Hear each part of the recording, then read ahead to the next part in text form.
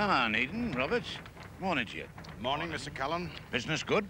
Sea's wide enough for both of us. The Irish trade, eh? Well, I don't blame you, my boy. Don't blame you. There's a penny or two to be picked up there if you're in a small way of business. Good day to you.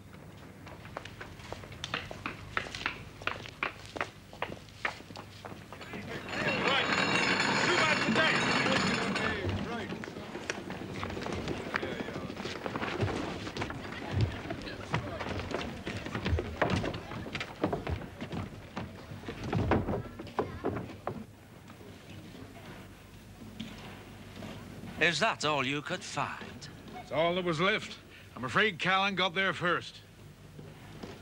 I see. Well, he cut his prices, selling a family and packed his ship to the gunnels. These are latecomers. Sixpence a head, babes in arms free. Poor devils. 7 and 6 a head. Have you arrived, Your Honor? Aye. Oh, get ashore with you and look sharp about it. Thank you, Your Honor. Come on now. Here, give me the child. There you are, Dan. Don't cry, don't cry. Hurry up now. Come on, hurry up, boys. Don't keep the men waiting. Come on now. Come on, you're all right, darling. Come on. Come on now, don't keep the gentlemen waiting. Come on. Don't cry, darling. Don't cry. Come on. Come on, walk home. Pick about it, everybody. Come on, darling. Here we are. Come on, boys. Thank you. Thank you, sir. God bless you. Thank you, sir. More cheap labour for Callan to grow fat on. 3 and 6.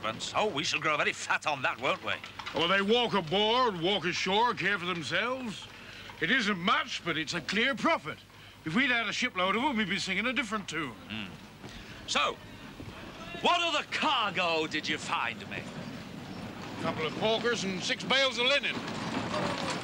A couple of porkers. Oi! Another dozen casks. Where do you want them? On deck. Right, Mr. Baines. Clean the hold out and get ready to load casks for Lisbon. We got a boatload? Aye, enough to fill it twice over. That's where the profit lies. Portuguese casks, not Irish porkers. Well, sharp as you like, Mr. Baines. An idle ship eats money.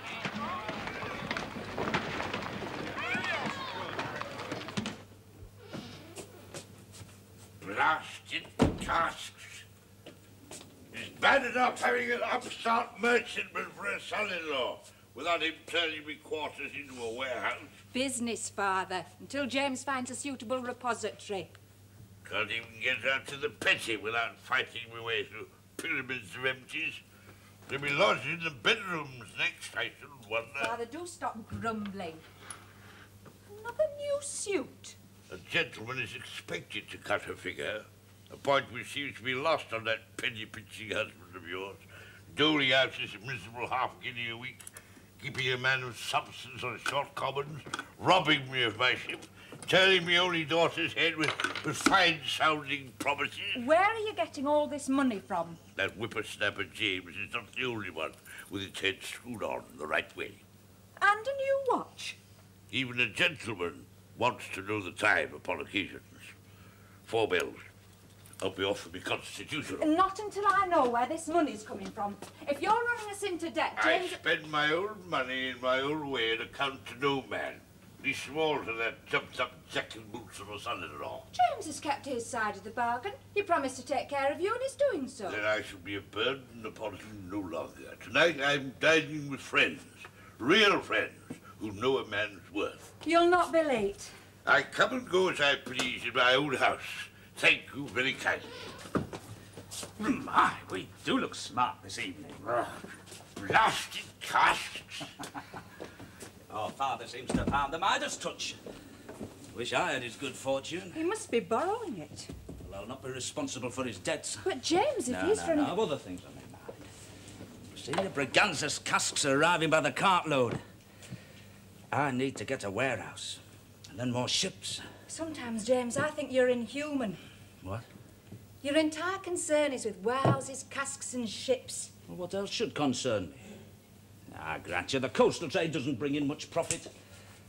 Coals to Ireland, salt to the Isle of Man's hardly going to keep us in the lap of luxury, but it is a beginning. You're never at home. You call this a home? Now, you're right. We should look for other lodgings. What, rent to pay, furniture to buy? Nah, living in your father's house. You need a home of your own to look after. What we need and what we get are two different... No, you'll ruin the bread. You'll ruin us all, James. My father, your brother Robert. The trouble is, you never listen. You listen to no one but James Onedin. You're right. There's only one thing for it. We must get a warehouse. We've no money to rent even a house, and you talk of renting a warehouse. Buying a warehouse. Buying a warehouse? And where would you hope to find such premises? As Jack walked one morning, Point Beach up and down, he spied pretty Polly of Mary Portsmouth town. As soon as Jack seen her most beautiful... And I'm telling you it's cotton. Look at these muffles. Disgusting. They're all rubbish. Hardly worth the handling. You ought to be paying me to take this lot from you. 3 shillings the lot. Keep your thieving hands off or I'll have the hide off you. Well, what do you think of it? But it's a rag and bone yard. You can't be serious. Yes, I am. But what about them? You can't have them in here and your casks. They'll have to sort their rags some other place, won't they? What, you throw them out? Look, let's not jump our fences. Lady over there may well be the owner. Indeed, money isn't always in the pocket of fine clothes. Yes, gentlemen. How can I oblige? Brassware, clothes of shoddy, or shoes as good as new for your workers. Are you the owner? Me? No, I'm not. If you're a pair of jacks, you'll find everything in order here. This is no swag shop. Here are gambles as honest as the day is long. No, we're not a pair of jacks. I knew it the moment I set eyes on you. There, I said to myself, is a fine pair of gentlemen. Get back to your work or I'll have this scalp the hide off you. Can't trust them an inch, sir. Thieves, every one of them. Steal the arse out of your trousers if they could. They look half-starved to me. Your overheads must be quite high. What? Your landlord must charge a pretty high rent. Oh, I couldn't afford high rent, sir. No, I will say this for Mr. Arkwright. He was a true benefactor, if ever there was one. A true benefactor. Was, did you say? It passed on. God rest his unhappy soul. Well, then, to whom do you pay your accounts, eh? To the collector, of course. 7 shillings a week, regular as clockwork. But on whose account does he collect? Mrs. Arkwright. He was a grand employer, but she outlived him. She'd outlive the devil herself, I think. Are we acquainted with a Mr. Onedin? I don't think so, Mrs. Arkwright. Here, what do you make of it? He asked for the favour of an appointment. I know that, you fool. Upon a matter of business. Business? What do I know of business matters? Is he a gentleman, do you think? Well, I doubt it. No gentleman could possibly write so legible a hand. A professional man? Yes, possibly. I'll not have tradesmen under my roof, Simmons. Yes, Mrs. Arkwright. I shall write to the gentleman, explaining that you're indisposed. You'll and do that nothing of the sort. I shall write to him myself. I shall reply in polite but vague terms, inquiring as to the nature of his business.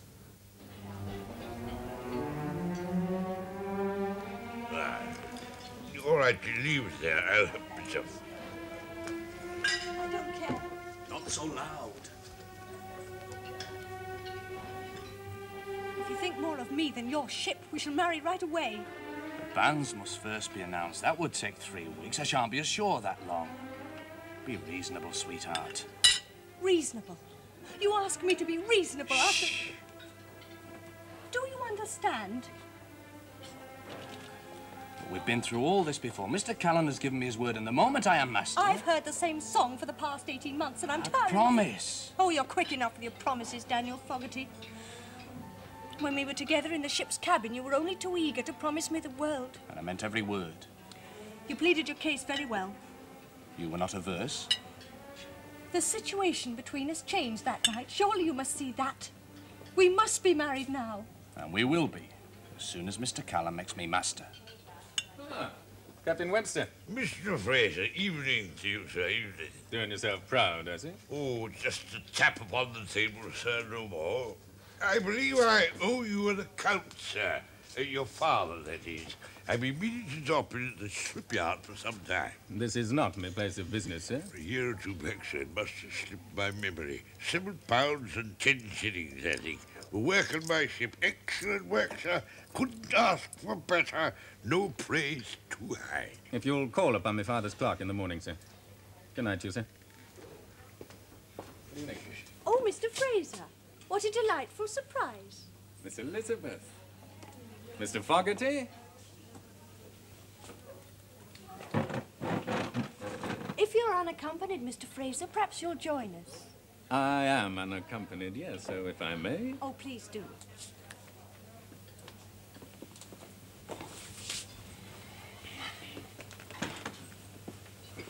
I shall commence with the same course. Then you may not claim the advantage of me. We're having the saddle of mutton. Then to our muttons let it be.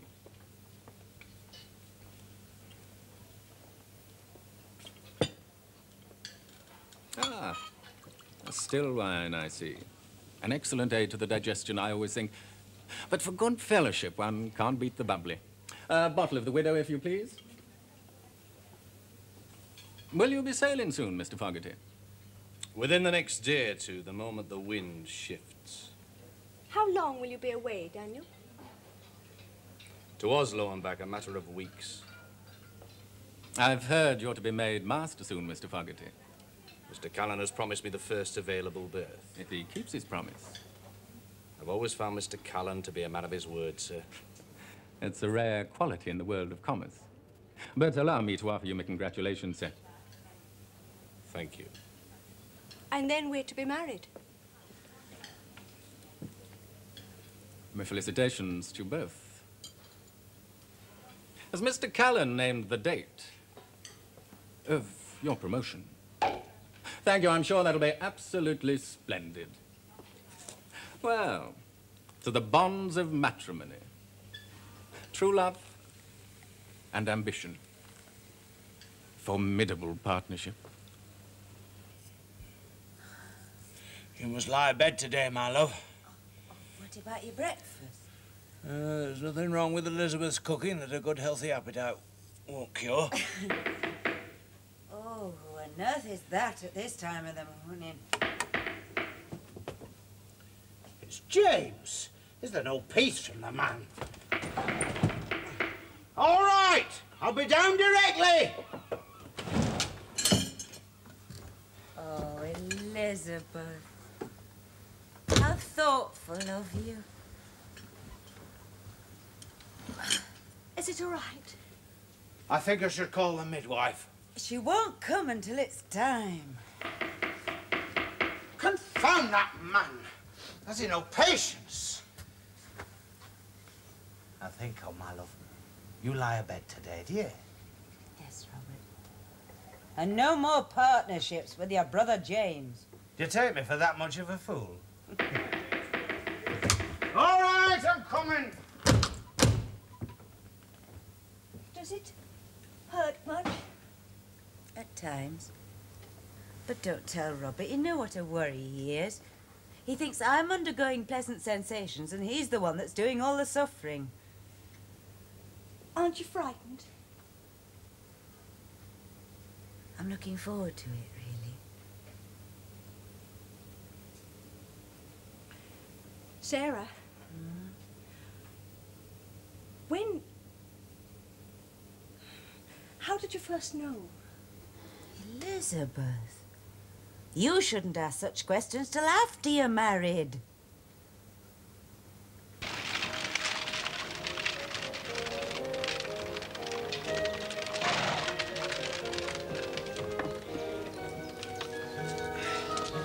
Handsome would have done. Men of substance would have their own carriage.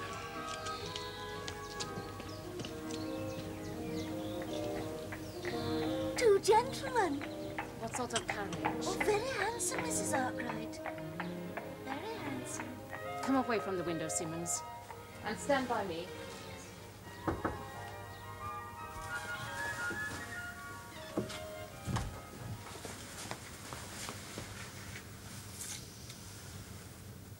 Mr. Onedin? I did not invite him here. Mr. James Onedin presents his compliments and asks that he and Mr. Robert Onedin may be granted the favor of a few minutes' conversation. Impertinence. I've a mind to send him packing. Ethel, you may show the gentleman in, and we shall take tea. The Darjeeling, mind, not the China. Yes. I shall not waste good China tea on persons who can only afford one card between them. Very well, Ethel, you may go. Mrs. Arkwright, it occurs to me... What? Oh, nothing. Then hold your tongue. Yes. The gentleman, ma'am. It's quite impossible to find a decent class of servant these days. Yes, I apologize for the inconvenience of the hour, Mrs. Arkwright. May I present Mr. Robert Onedin, my brother and business partner? And you, I take it, are Mr. James Onedin? Mrs. Arkwright. My companion, Miss Simmons. What is the nature of the business which brings you here so hot-foot, Mr. Onedin? Well, I have an interest in shipping. What sort of interest? I am an owner, madam. I have no such interest, so far as I'm aware.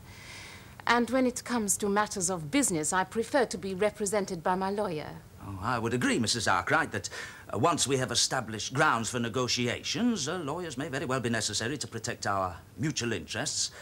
But at the moment, I'd consider them both a waste of time and money. Your time and my money, no doubt. My time I find to be a commodity in increasingly short supply. Is your brother the silent partner?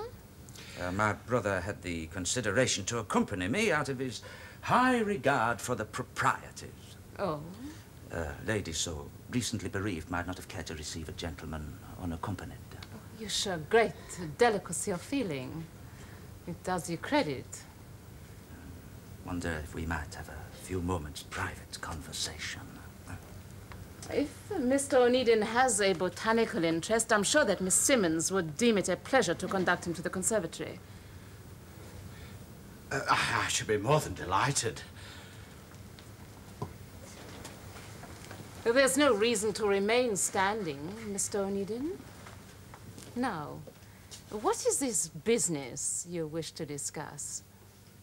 Oh, they are fine plants. Yes. Very fine plants. Is gardening one of your interests, Miss Simmons? Yes. Oh, well, they are. They're very fine plants.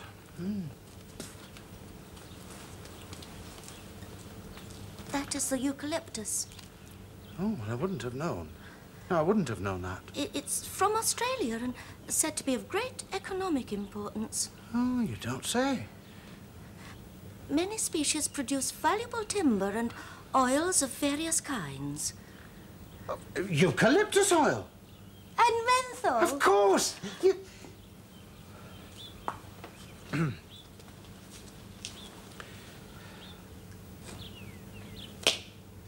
And thymol. Oh, upon my soul, I would never have known. Oh, I'm extremely sorry. That's Mascodestra. Well, I thought they grew them in pots in the foyers of the better class hotels. And in front parlours. And Mrs. Gamble is guaranteed tenure at a fixed rate of 7 shillings a week. You are well informed, Mr. Onedin. Well, I can see that the presence of Mrs. Gamble in the articles of her trade might prove to be a stumbling block if you ever considered selling the warehouse. You have considered selling it, I take it. Mr. Onedin, since the death of my husband, I've not been well enough to consider mundane matters of business. I believe, however, that you did have an offer from Mr. Callan. Oh, yes, that's right. I'd quite forgotten. But on learning that he couldn't get rid of Mrs. Gamble, he withdrew his offer. You said that you had a figure in mind, Mr. Onedin. Yes, I have. £200. £200? A fair offer. A little above market value, I'd say.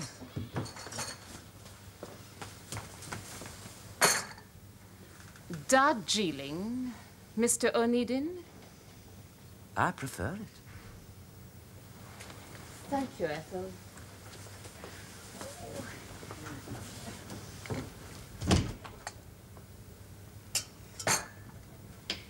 Cream. Thank you.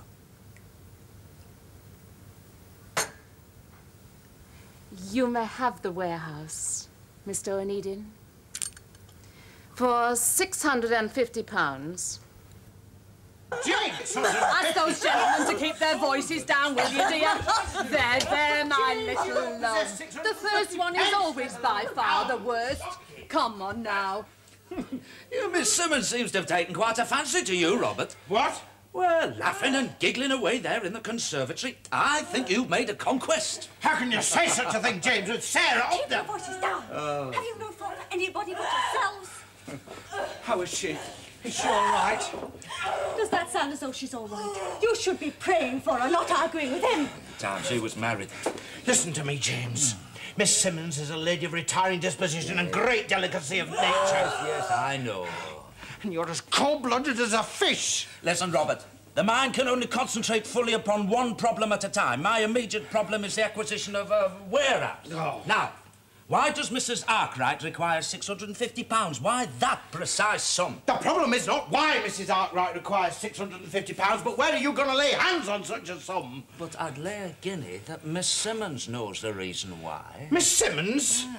Well, she's not likely to discuss her employer's business with me. But there'd be no harm in you talking to her, eh? But, James, I am a married man! Oh, James.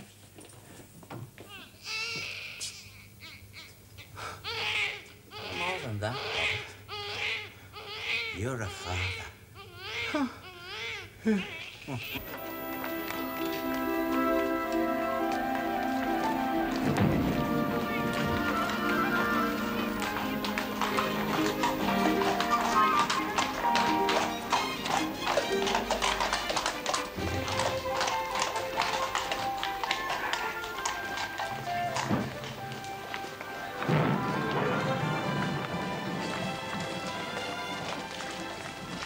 Mr. Onedin?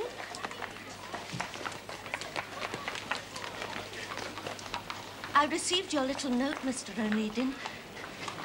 Such a mysterious billet-doux. My intentions are strictly honourable, Miss Simmons. Oh, but of course, Mr. Onedin. I should not have come had I imagined otherwise. Quite. I flatter myself that I'm a fair judge of character, though not wholly accustomed to the attentions of the stronger sex. I assure you, Miss Simmons. But I read you instantly as a man of heart and sensibility. But I know a little tea shop where we can talk.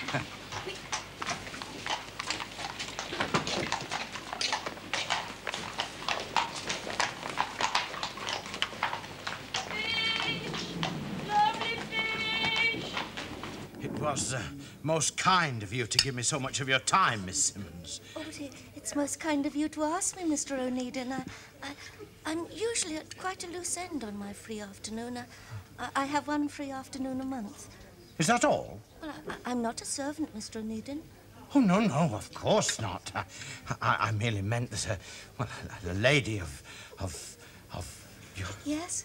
Well, of your attainments would find herself a better occupation than sitting in a tea shop with a stale old bun like myself. Oh, but I do not think you a stale old bun, Mr. Onedin. I think you're a kind and generous man. Oh, dear. I hesitate to ask, Oh, but you must. Oh, I'm overwhelmed with curiosity. It was such a mysterious note and on such short acquaintance. It was unforgivable of me. Oh, no. You're more than forgiven. Would you think it forward of me if I were to call you by your Christian name? It's Robert, isn't it? Yes. Robert. Oh, that's a fine, manly name. Robert. Mine is Enid.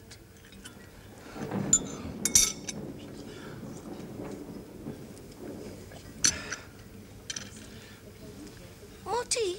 Oh, thank you. Miss Simmons. Miss Simmons. Yes?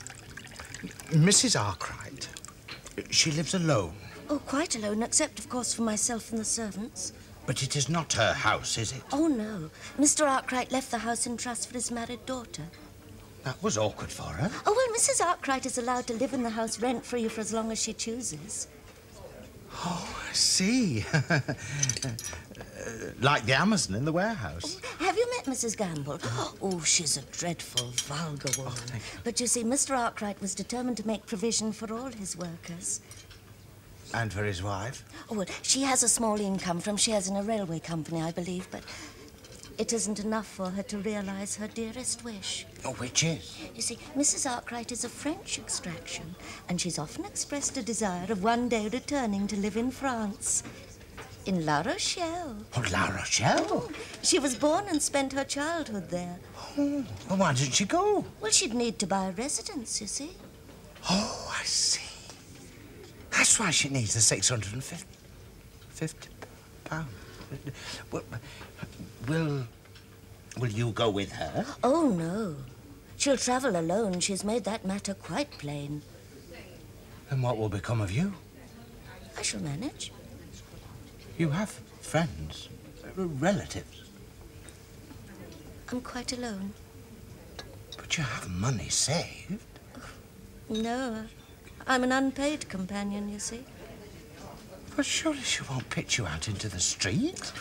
An employer is not required to justify his actions to an employee, Robert. No, of course not. I know that, but it's monstrous. Well, believe me, Miss Simmons, I shall do everything in my power to see that you do not suffer the consequences of the offence. Mr. Cullen.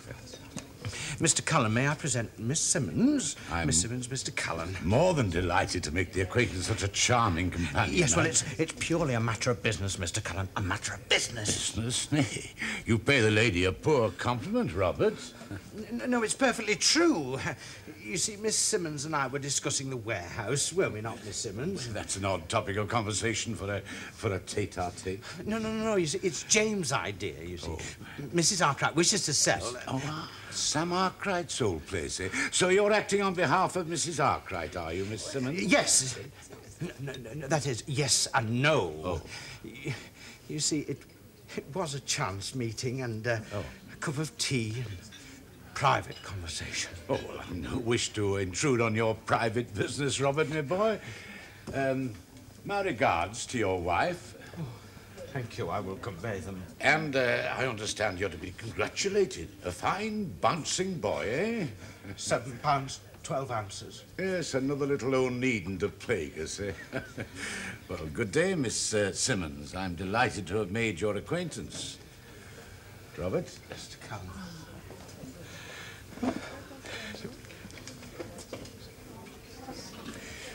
Miss Simmons, I beg of you...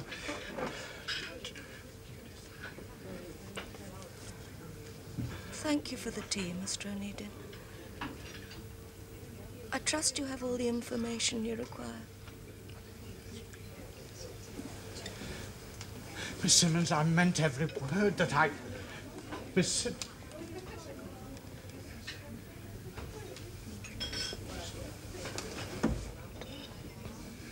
Damn James and his blasted schemes. You blabbermouth! It was a most embarrassing situation. Callan, of all people that I've got my eye on that warehouse. Damn you and your warehouse, James! I'll never be able to look that woman in the face again. And are you sure Callan knows nothing of Mrs. Arkwright's desire to live in La Rochelle? I'm positive. Well, that's something. La Rochelle. Right. Delroux. Monsieur Delroux, right? What? Man I know. Deals in property in Bordeaux. Come now, my pretty, you mustn't be seen weeping. How long are you going to be away? Not long, only across the North Sea for timber. How long? A month less with luck. You there! Put your back into it, you idle scouring! And we are to be married the moment you return. Of course. There, my love. You must accustom yourself to partings. We can't have a bold captain's wife smuffling on the quayside. You're not a captain yet. No, not yet, dear. And I'm not yet your wife. No, not yet. If you think I'll wait forever, you're vastly mistaken. I'll be at no man's beck and call. No one expects you to be so. You clumsy, lazy, frostbitten loafers. You dozy idle, mother-forsaken Irishmen. Do your government said you work, or I'll smarten you up. Most enliven them up there. The stupid, lovely, thick-headed jabbernows that ever been got here. I'm sorry, my love, but a dockside is no place for a lady. I really must go aboard.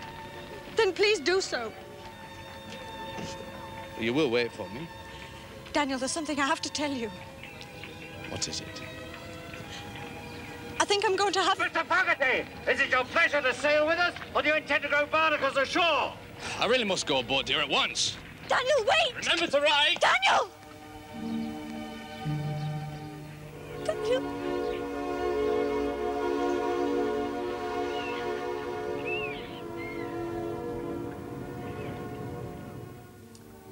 Our profit to date is £37. I thought it nearer to 70 or 80. You hadn't taken these into account.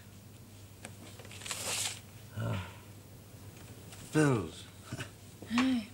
There's one here for £12 for cooperage alone. £37. You'd do well to forget your warehouse for a while. No. I'll find the money somehow. No, thank you, James.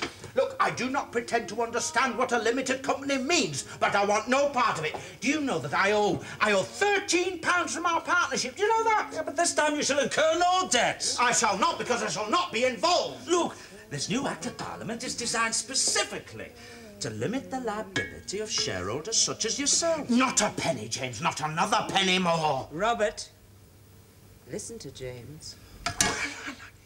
You're the one that's always telling me not to be involved in James and his harebrained schemes. Look, with a limited liability company, a shareholder can only be asked to forfeit his original investment. Investment? Ah, you are asking for money. Not a penny piece. Look, you shall have a seat on the board of directors and 15% shareholdings. What board of directors? You and I, that's all the law requires. 15%, is that all? Then who gets all the... No, don't tell me. You do. Oh, look, damn it, man, I do all the work. Then now, why not keep all yourself? Hush, Robert. Remember the baby. Because I'm thinking of your son, Robert, and his future.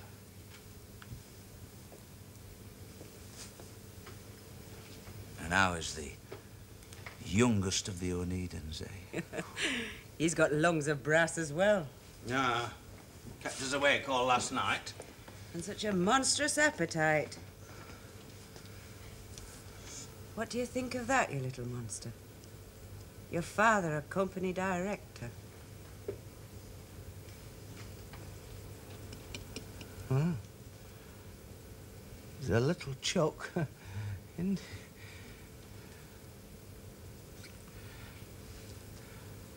there'll be no further call on my pocket. I shall want it in writing.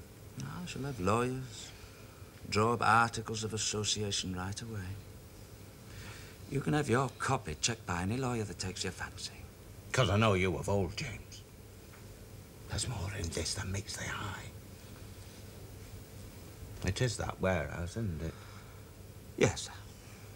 I intend to buy it.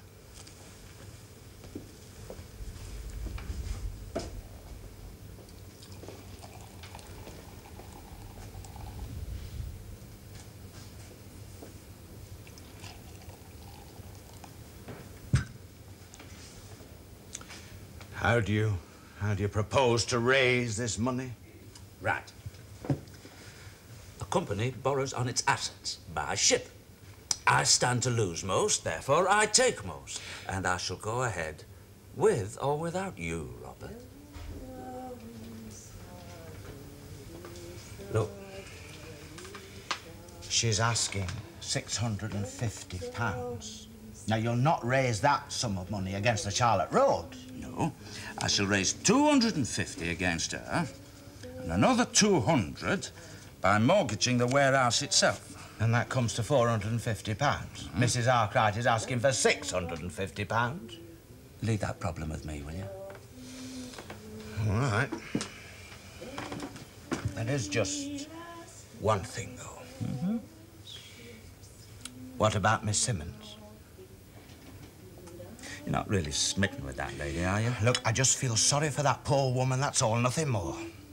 What do you want for this, Miss Simmons, eh? That if Mrs. Arkwright refuses to take her to France with her, she will be found a suitable position.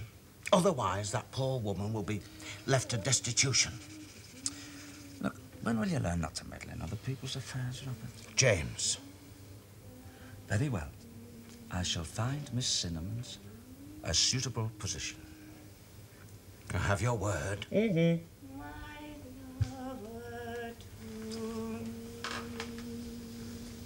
You lazy cow. If I catch you loitering outside again, you'll feel the brunt my stuff across the backside, I tell you. You can't get away from it. Yes, lady. And how can I oblige? Anything you fancy? All goods, highly recommended. My husband is interested in purchasing these premises. I thought I might take a look around. I'm Mrs. Onedin.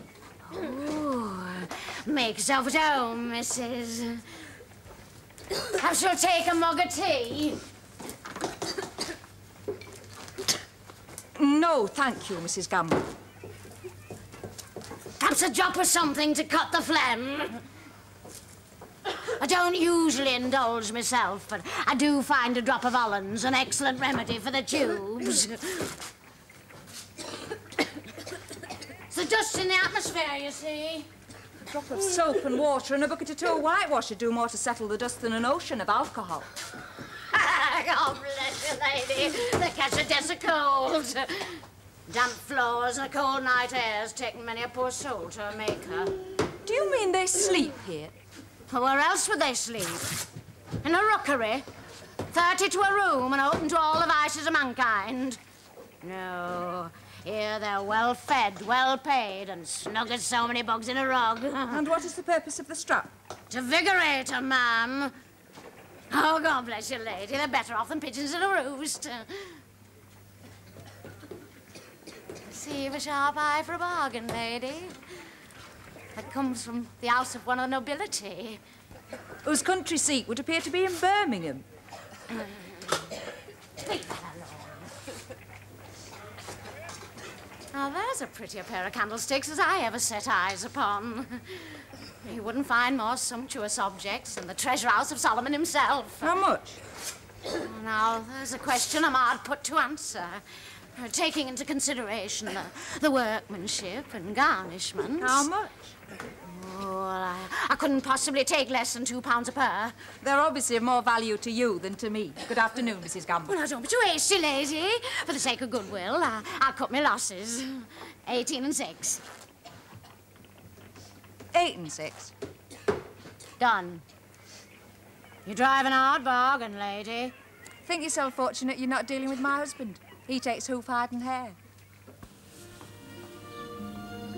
Ma'am.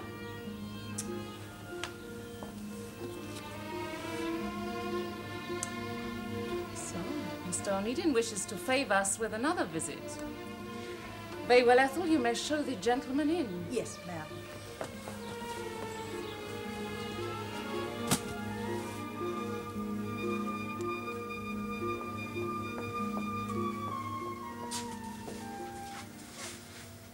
Mr. Onedin, I've come to make further offer for the warehouse. you agree to the price?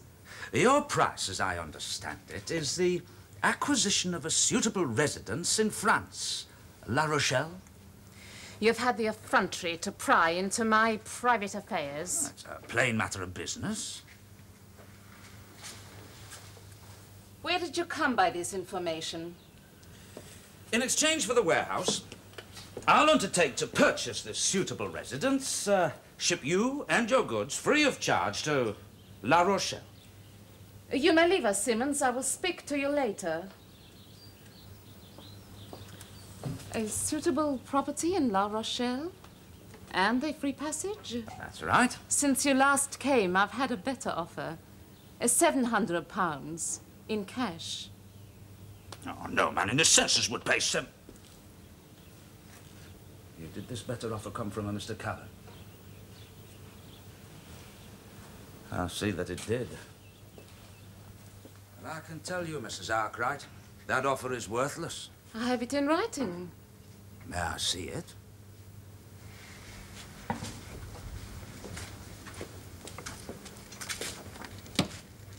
Just put a letter. £700, it's there in black and white. Subject to contract. A lawyer's trick. Has your own lawyer advised you? No. Well, I should consult him without delay. You say this offer is worthless? In my opinion. Why should Mr. Callan make such an offer? To push my nose out of joint. Your enemies? Rivals. It's subject to contract. Means what it says, no more, no less. Callan can withdraw his offer the moment that you reject mine.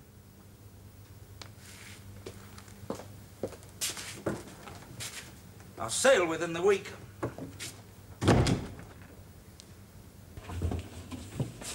I know that you've forced Mrs. Arkwright to sell you the warehouse, but where are you going to find storage space for your casks with Mrs. Gamble and her drudges still in possession?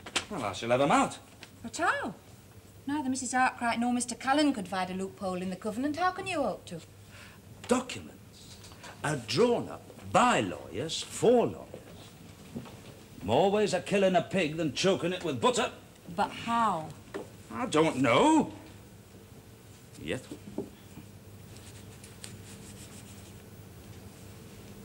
I think I've struck an even better bargain than I expected. Huh? I thought these were plated, but unless I'm mistaken, that's the silver mark of the Chester Assay offices.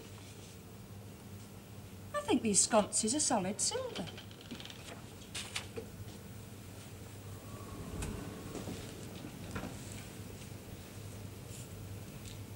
Wonder Mrs.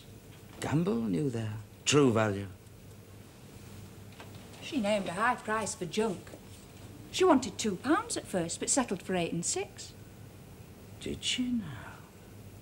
Who in their right mind would throw out silver candlesticks? Anne, you're a heaven-born genius. James, where are you going? What? A thieves' kitchen. You are a fence. You can't say things like that. You're taking away my character. Well, then explain this. Oh, I came in with the junk. It's them junk men. Thieves, every one of them. Ah, so you deal with known thieves, I didn't do you? say that. Well, then you wouldn't mind an officer of the law coming to search these premises, would you? Oh, I've never knowingly bought nothing from nobody, knowing it to be stole. Well, then you've nothing to be afraid of, have you? In fact, you could perform a public service by laying on information. What? Against those rogues who've taken advantage of your good nature. Oh, I couldn't do that. I'd wake up one fine morning with my throat slit. You set me a pretty problem, Mrs. Gamble, you know. I can't possibly allow my good name to be tarnished by allowing these premises to be used by thieves and rogues. Well, my duty's plain. Oh, just a minute, sir. Well, I don't want to be no bother, sir. I understand what you mean about thieves and such visiting your premises. Well, I could turn them all away, but how am I to know the thieves from the honest ones? Well, I can't turn them all away, can I? Oh, it's me living, after all. What do you suggest I do, Mrs. Gamble, eh? Well, I could take other premises to carry on my business. Of course, I'd be out of pocket. Would 10 sovereigns help?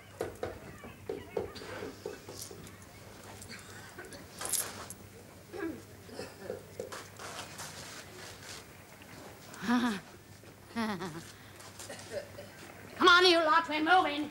Get on with it. Come on, Brother Robert. Okay, come on, then. Pick up those things. Come on, you ladies. Miss Simmons, what are you... Sitting there all Miss day. Simmons! Well, now you can earn your sup tonight. You vile. Every button is a penny, you know. Come on, come on. Miss Simmons, this is not of my doing, believe me. Come on, Robert, we've work to do. What about you lot up there? Didn't you hear me? We were moving. Why is Miss Simmons here? Give me a hand with this. Why is Miss Simmons here? Robert, when will you learn not to meddle in other people's affairs, eh? You gave me your word that you would find this woman a suitable position. Well, is this a suitable task for two company directors nailing up a signboard? Now grab hold of that end and let's get the ruddy thing up. James! £150. Well, gentlemen cannot live on air. Where is it all gone? Oh, no, don't tell me. New suits, dining out, all your past debts. Paid, all paid. Last I can hold up my head again. What am I to do with him? It's his cottage. Was his cottage. I didn't expect him to foreclose so soon. It's that rogue Callan. He bought up my note and squeezed me dry. Mr. Callan? Yes, he's a vengeful man. And who shall blame him? Look, what on earth possessed you to borrow money that you couldn't pay back? You seem to do it all the time. But of course, I am a gentleman. That'll be the bailiffs come to take possession. Don't let them in. Don't let them in. At least we shall have a roof over our heads.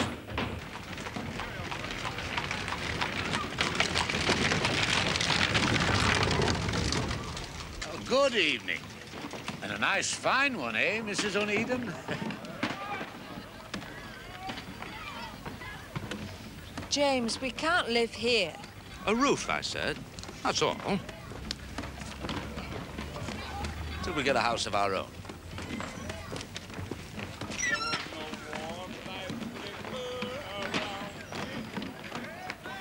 No blankets there to fold. Hello there, lassie. Do you think we'll ever jump this ship again?